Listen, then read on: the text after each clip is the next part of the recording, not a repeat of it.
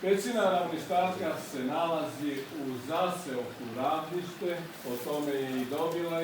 Od Kurčeva je udaljena 12 km, od Beograda 155.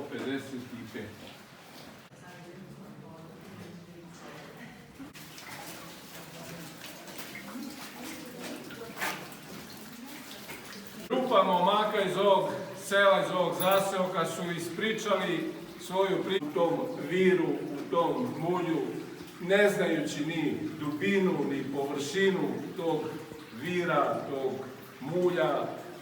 Žrtvovali sebe, Bogu hvala, prežive. Nažalost, vrh je odlomljen. To je u onom periodu od 1980. do 2007.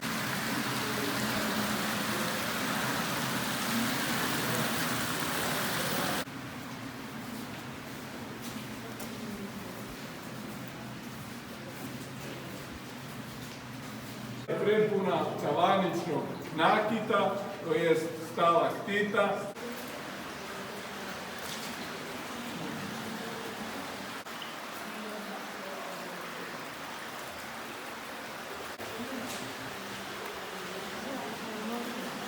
Ali one su fizički jedna od druge odvojene. Slobodno fizički poredite.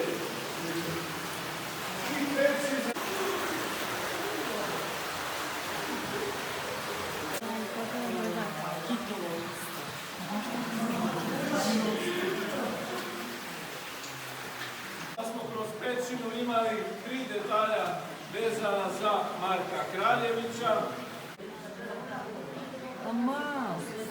Ja sam završila da se vrati.